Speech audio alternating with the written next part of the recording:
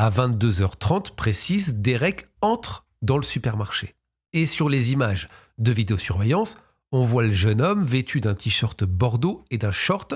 Il n'a pas l'air paniqué, il s'approche du distributeur automatique, il retire donc 200 $. Regardez ses mains, elles ne tremblent pas.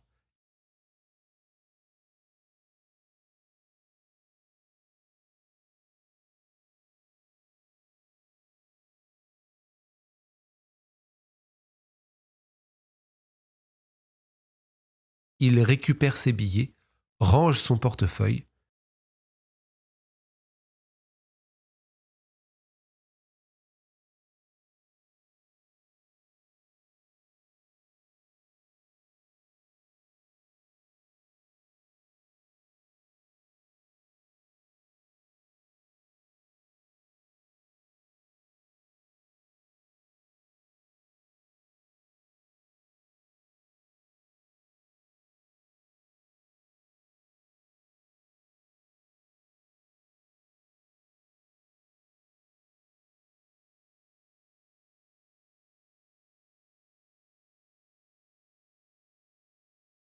Puis fait quelques courses, lait et céréales, les articles qu'on va retrouver chez lui le lendemain.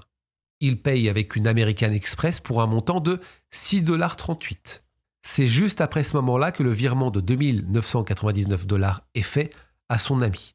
À 23h, les enquêteurs découvrent qu'avant de disparaître, Derek a déposé les clés d'un ami dans une boîte aux lettres.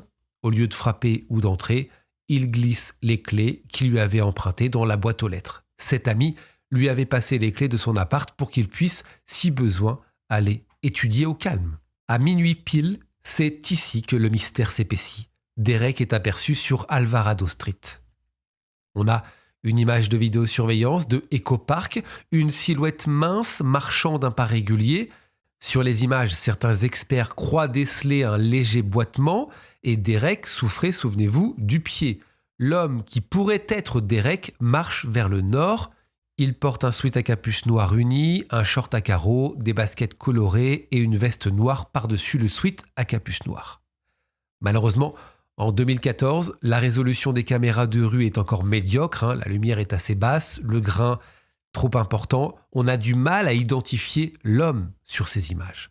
En plus de ça, Derek semble avoir disparu dans une zone où la couverture des caméras s'arrête brusquement, un angle mort en fait. Mais la silhouette semble bien être celle de Derek.